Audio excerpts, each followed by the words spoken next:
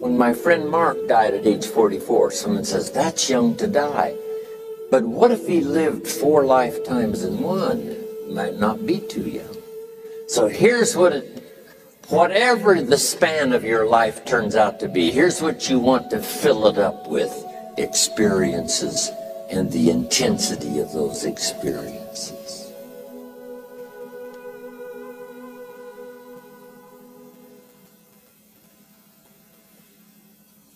But now let's talk about the management of time. Here's one of the best ones we covered earlier. When should you start building this hotel? Answer: as soon as you have it finished. Now jot this one down on time management. When should you start the day? As soon as you have it finished. Plan the day the best you can, leaving plenty of room for improvising and surprises and all the stuff that happens during the course of the day.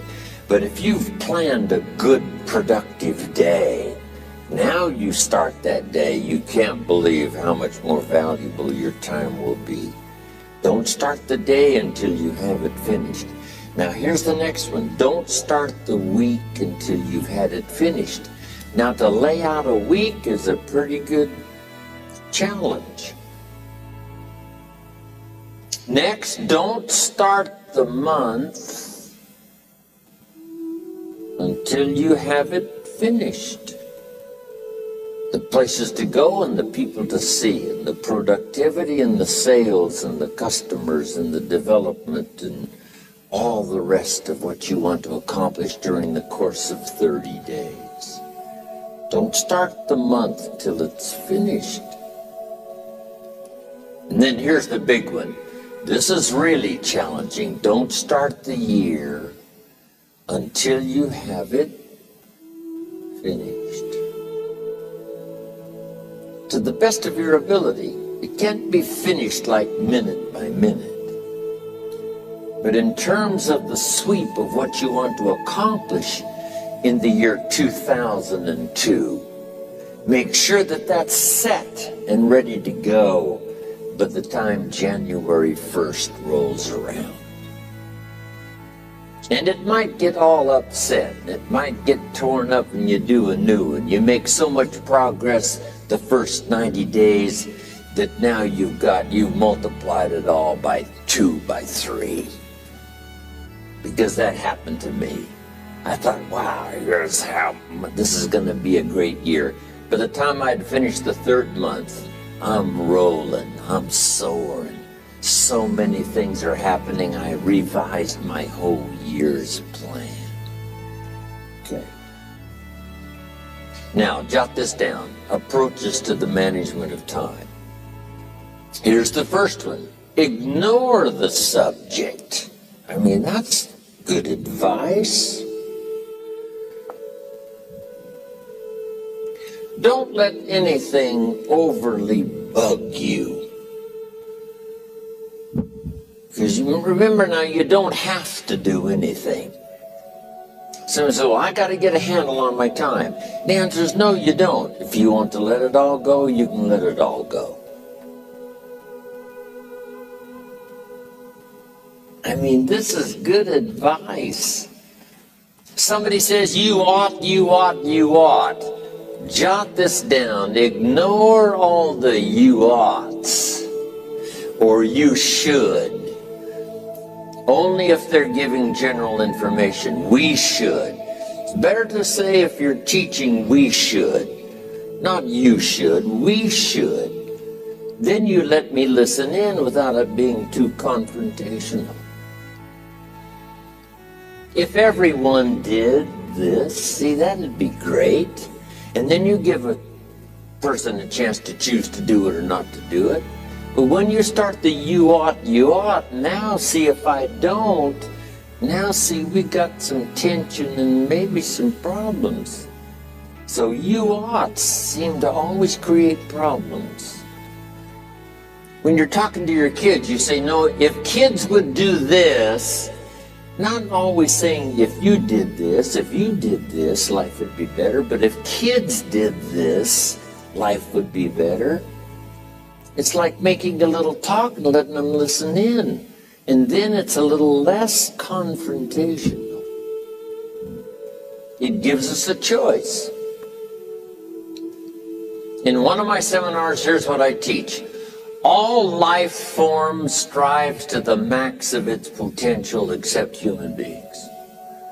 All life forms strive to the max of its potential except human beings.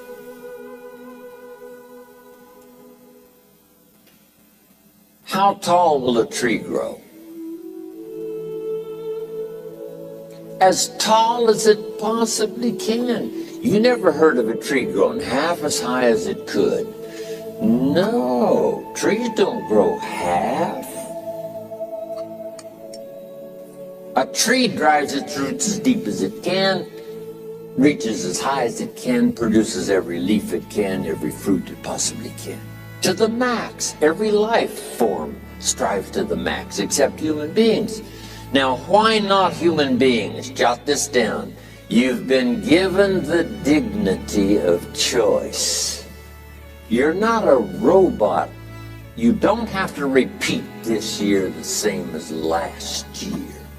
You can tear up last year's plan, develop a new plan.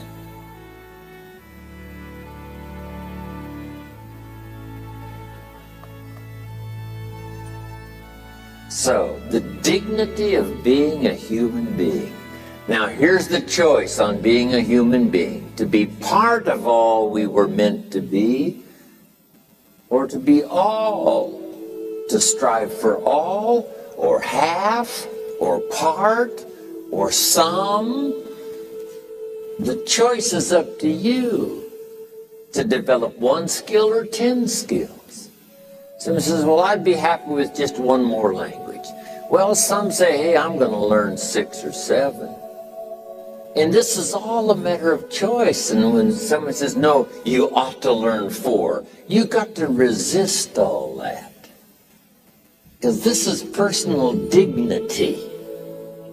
And you don't want to destroy someone's dignity by doing all the oughts, and then they feel reluctant to do it. Now we've got problems. So if you want to, just ignore this subject on time management. Now here's the next one. Step down to something easier.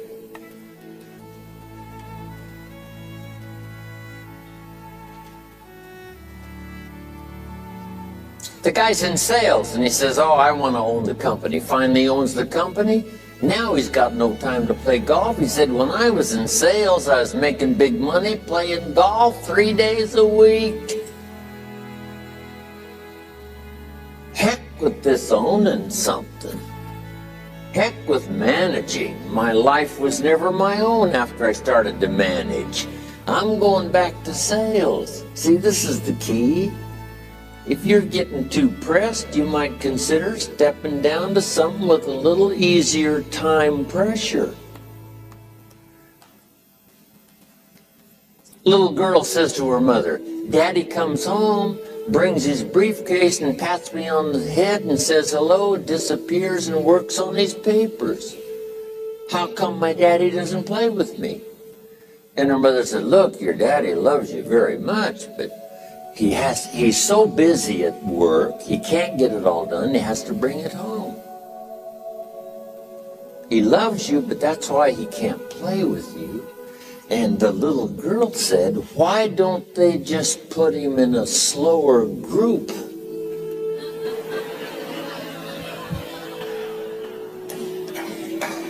So, jot this down now. If you don't have time for your kids, you might consider joining a slower group. Remember when I said some things I went for cost me too much? So reconsider. Next key to time management. And that's work longer and harder.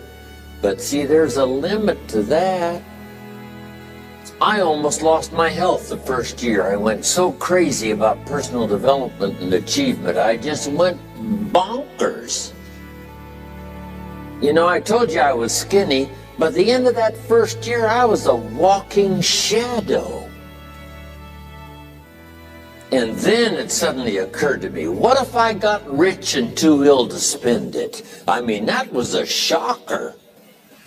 So I started, you know, developing a little more reasonable, because I said if 12 hours won't do it, I'll work 14. If that won't do it, I'll work 18. I mean, how many hours it takes. And sure enough, it cost me too much. So see, working longer and harder for some might be appropriate. You know, if you're just sitting around not doing that much, this might be good, work longer and harder. But you can only work so hard. Here's the key, not to work harder, but smarter. When you've worked as hard as you can, doing the best you can in terms of physical output in the time, reasonable time. Now here's the ultimate in the management of time, and that is you simply become more skillful. When I first got into sales, you know, I was around people that could get, you know, 9 out of 10, 8 out of 10. And when I first started, I could only get 1 out of 10. But here's what I did. I worked around the clock, so that I would make up in numbers what I lacked in skill. That's good in sales. You got to jot that down. When you're new, you make up in numbers what you lack in skill. Now, when you become more skillful, the numbers can go down because now your persuasive ability and all of that is now so high that you don't need to put as many numbers out. But at first, if you want to compete or if you want to really get good, you've got to put in the numbers. But if you get more from yourself, develop more of yourself, now the time management becomes an easier task. Now here's the next thing. Either you run the project or it runs you. I found out when you start something, at first you're in charge. All of a sudden, a year later, it's in charge. Some of the companies I started, I'm telling you, I'm in control. A couple of years later, I'm out of control. At first, I've got it on the run. 2 years later, it's got me on the run. Haven't got enough time. I'm dizzy with trying to get it all done. So here's part of the key, and that's to get in charge. Say, I'm going to take charge of my health. One of my albums is entitled, Take Charge of Your Life. Take charge of your time. Take charge of your resources, which we're going to talk about next. Take charge of your health. You're the one that's responsible for it. It's not a requirement of society that you not have a heart attack and take care of your family. That's not a requirement of society, but you must make it a requirement of yourself. Society doesn't require that you build a financial wall around your family nothing can get through. That's not a requirement of society. It's a requirement you impose on yourself. To build a financial wall around your family nothing can get through. So impose on yourself this self-development of being in charge, taking charge of your life and your health and your future and your responsibilities and all the rest. Next. Reasonable time is enough time to achieve all of your goals. Just jot that down. Reasonable time is enough time.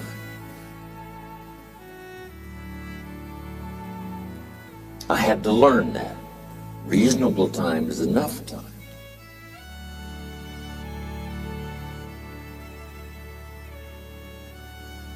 Here's why. It's not the hours you put in, it's what you put in the hours. If you start depositing greater ideas into the hours you've got later than now, I'm telling you, later you can't believe the productivity that will flow. The ideas you can't think of now, a year from now, they'll start to flow. And when you deposit those ideas in the hours you've got, productivity multiplies by 2, 3, 5, 10. Next, time management essential. We've already covered the first one, a written set of goals.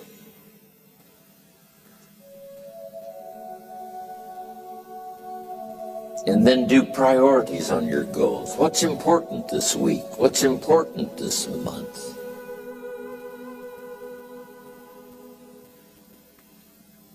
Here's the next one. Often review. Just go over your goals to make sure that your list is working for you. It's got you inspired. It's got you turned on.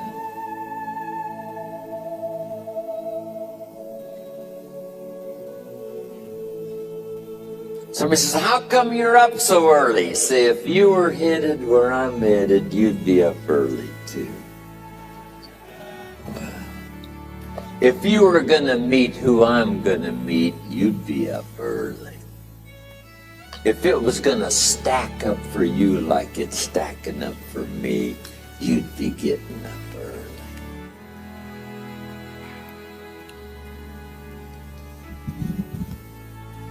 Here's some more time management essentials. Learn to study what we call majors and minors. You pick up the phone.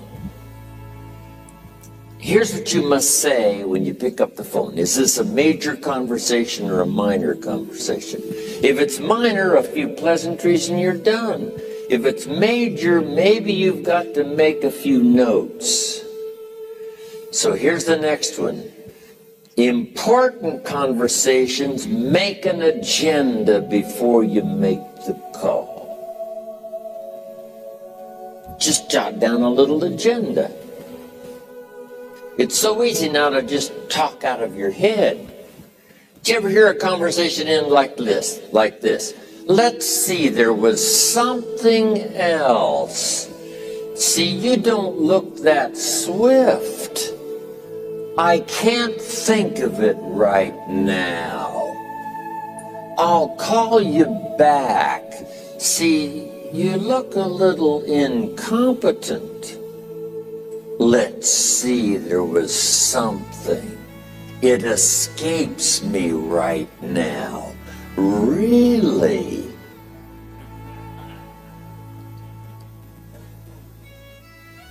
So have you got this now? Make an agenda before you make a call if it's an important call. Now later that saves you all kinds of stuff. You call John in, the salesman, say, John, remember those 4 things we went over? He said, no, we didn't talk about that. And then you pull out your daytime or whatever, and there's the list you made when you made the call. He said, oh yes, seems like I do remember. And you've got him with your list. If it's just, salespeople especially can talk you out of what's in your head. It's true. No, we didn't talk about that. And if you don't have a little proof, I'm telling you, it's gone. So make an agenda before you make a call. So what's major, what's minor? Now here's the key on this. Don't major in minor things. If you take up major time to do minor things, I'm telling you, you'll be behind the curve constantly. Here's what we learn in sales training. What's major time and what's minor time? Here's minor time, thinking about prospects. Here's minor time, making lists of prospects. Here's minor time, keeping books on prospects. Here's minor time, going to see the prospect. Here's minor time, evaluating the prospect after you've been there. That's all minor time. Here's major time, in the presence of the prospect. That's major time. And if you took a look, if you're in sales and you took a look at a week, you'd say, my gosh, I'm spending 90% of my time on the minor stuff and so little time on the major stuff in the presence of. How many hours in the presence of in my day? How many hours in the presence of during my sales week? Because the time that really counts is in the presence of the prospect. Majors and minors. Here's another key time management essential. Don't mistake movement for achievement. It's easy to get faked out by being busy. Guy comes home at night all exhausted, falls in the chair and says, oh, I've been going. Here's the big question, doing what? It's not the going.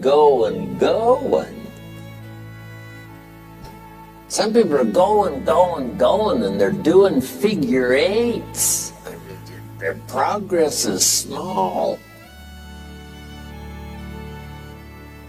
So don't mistake movement for achievement. Here's another one in sales we learned. Don't mistake courtesy for consent. If somebody's pleasant and they nod, you say, oh, they're going to buy. No, they're courteous. You can't mistake courtesy for consent.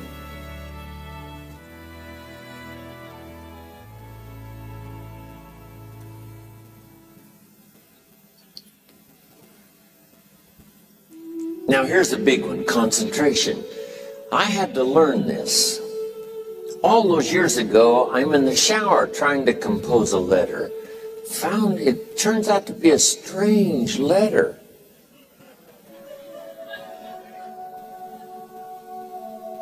So here's what I learned to do. Save the work till you get to the office. Save the work till you get to the work. Don't try to get to the office on the way to work. On the way to work, enjoy the way. In the shower, enjoy the shower. Then go to work when you get to work. I found this to be helpful. Concentration. Here's another big one. Learn to say no. I'm telling you, in such a social society we have now, it's so easy to try to be a nice person, saying yes, yes, yes to everything. Find yourself overloaded. Now you got to call and make the, well, gosh, you know, all the time it takes to back out of something that you said yes to too quickly. Here's what might be better. I don't think so, but if that changes, I'll call you. Little things you can use not to overcommit yourself. My friend Ron Reynolds says, don't let your mouth overload your back. It's a good one.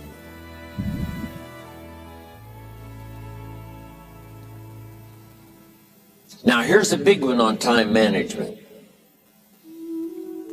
When you work, work. When you play, play. Don't mix the two. Don't work at play. I used to take my family to the beach and I would bring my briefcase.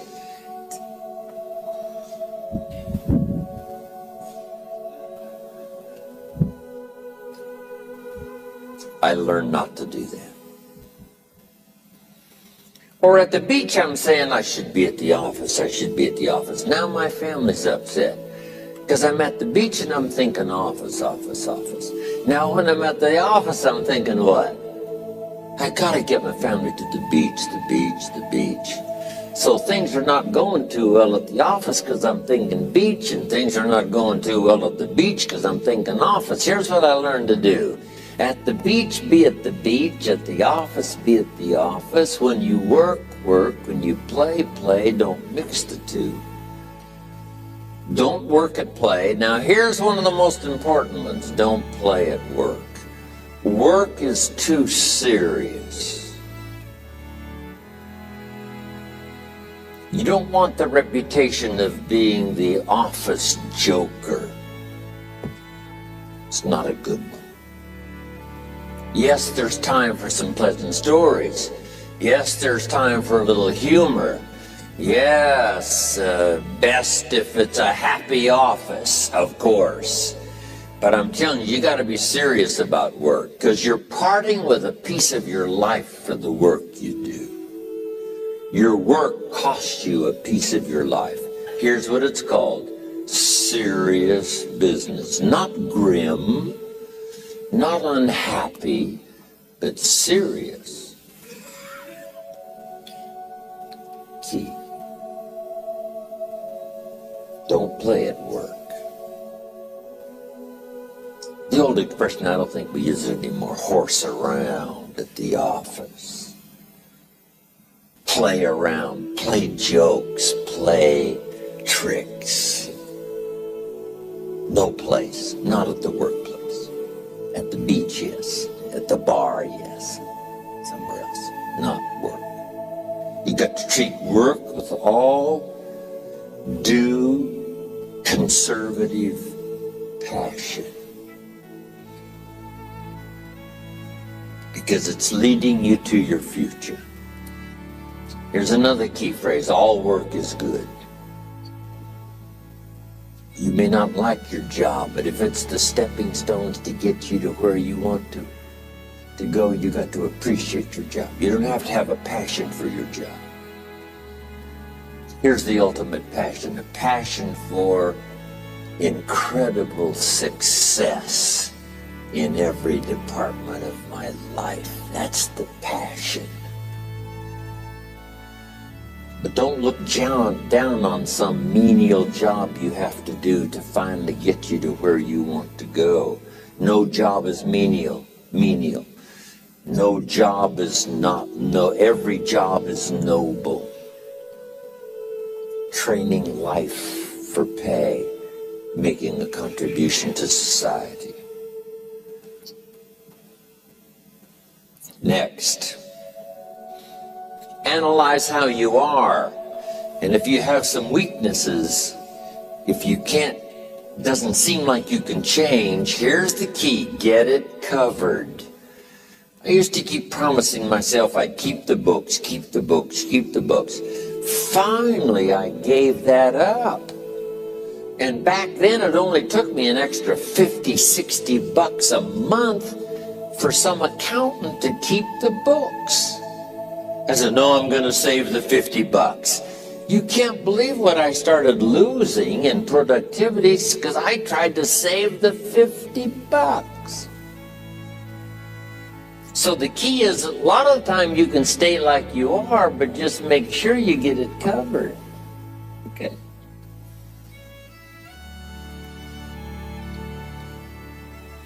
Next, beware of the telephone and all other systems of communication, especially the telephone at home and systems of communication at home. And here's one of the best lines I've got for you for the weekend. Let all communication systems serve you, but don't let them intrude. When it comes time to have dinner with your family, you shut off all systems, unless the ones that can take messages silently. Don't let the phone ring. Don't let anybody intrude, come through the front door nor the back door. nor through the telephone or any other device. So you can't reach John and his family when he's having dinner. The President of the United States couldn't get through.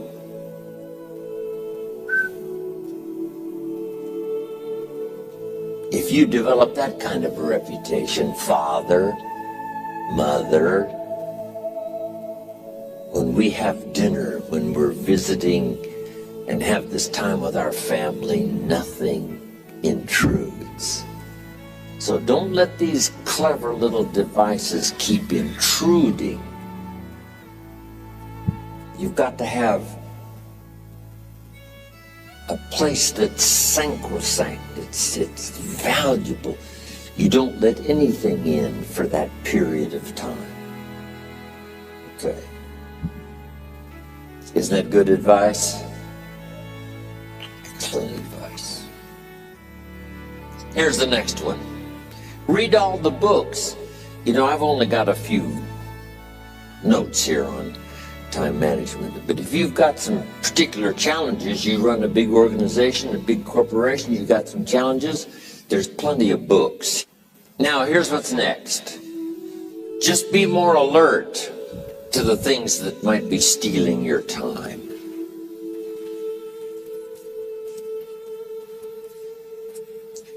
Here's why. Time is like capital. You can't let someone steal your seed corn. You can't let someone steal your capital. And you can't let someone steal your time.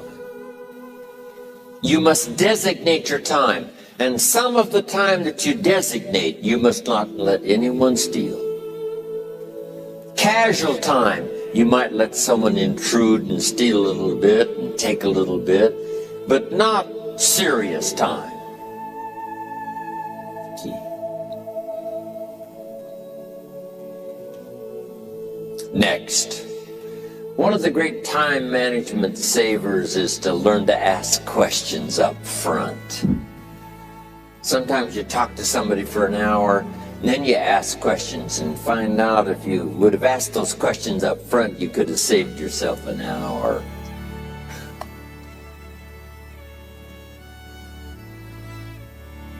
Asking questions up front helps you to get to the problem now.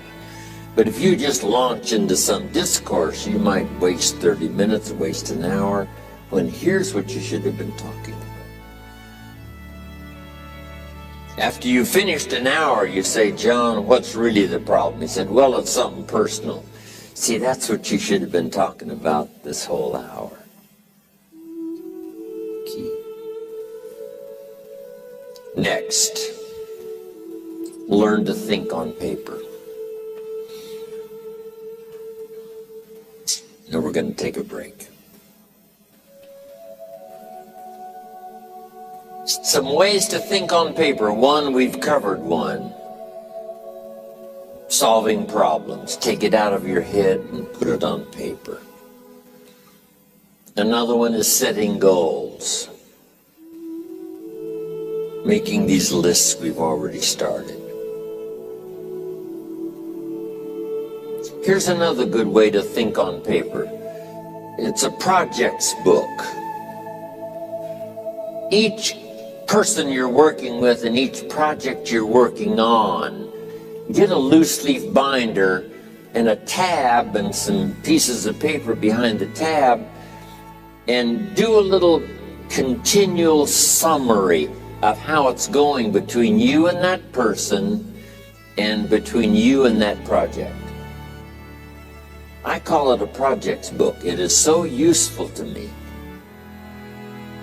But what's going on between you and this person?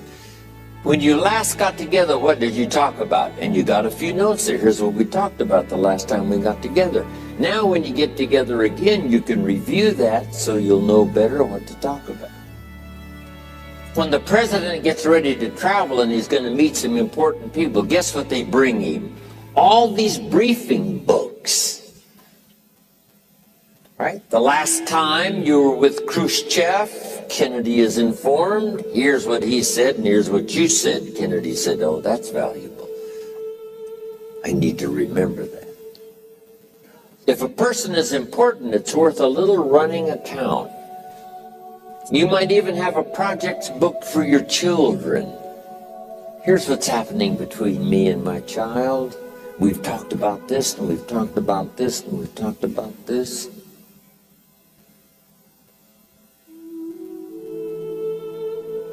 Next, a day timer.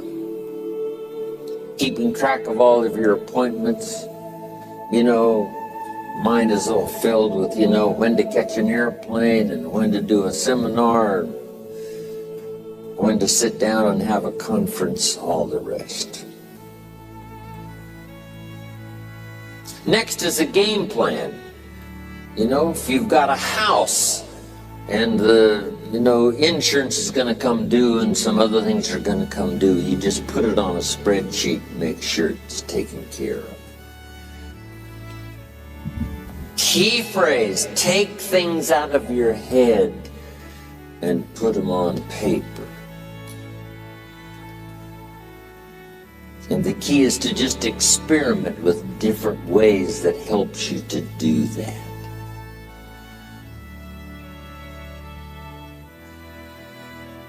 Now here's the last one, thinking on paper, and that's to keep a journal.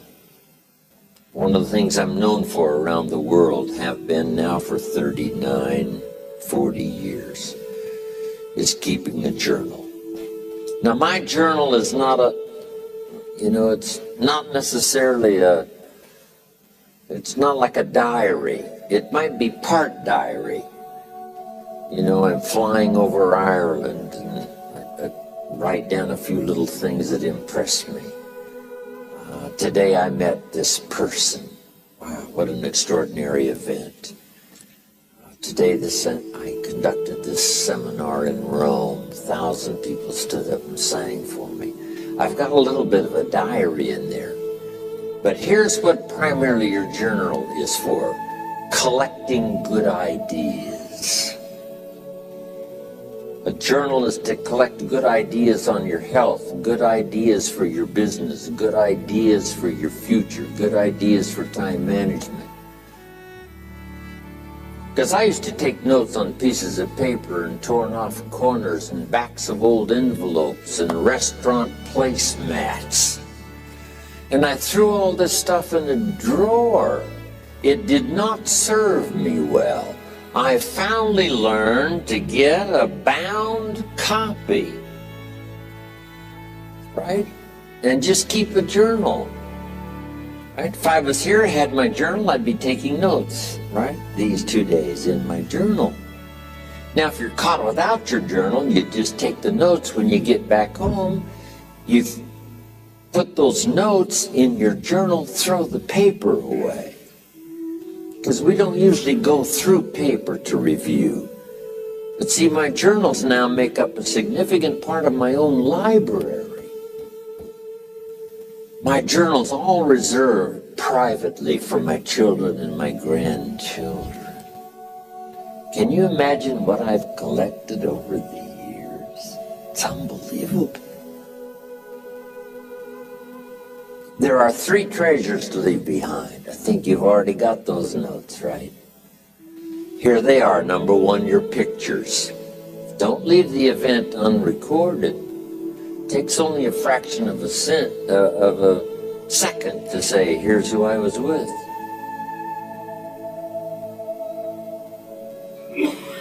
When I travel the world, right? We take all these pictures. And here's one of the gifts. People send me the pictures they took of me and them. It's part of the treasures I have on the farm. Incredible. A picture's worth 1,000 words to describe the scene, the emotion, what happened. Say, wow, this was an extraordinary day for me when I met these people. Here's what they told me happened to them when they went to my seminar 10 years ago. Wow, the drama comes back if you've taken the pictures. It's one of the treasures to leave behind when you go. Remember the old photographs that we have now of, 100 years ago, 70, 80 years ago, just a few photographs? What would it be like if you had thousands of photographs of the past, of your history, your mother, your father, grandparents? So change all of that now for your children. Leave all your photographs as a record. Here's what's next to leave behind, and that's your library. The books that changed your life, the books that changed your health, the books that rescued you from oblivion, the books that you passed on to other people, they were so exciting for you. The books that made you financially independent, the books that developed your leadership, the books that gave you wisdom to ponder when things were tough, the books that got you through the winter, the books that helped you to plant in the spring and harvest in the fall. What a treasure to leave behind. If you do that, here's what's for sure. Your books will be more valuable than your furniture. Wow. Now, the third treasure to leave behind is your journals. The notes you took that helped you to live life as you lived it. Long after you're gone, a treasure that children, grandchildren, great-grandchildren will find so fascinating. They may use it to help guide their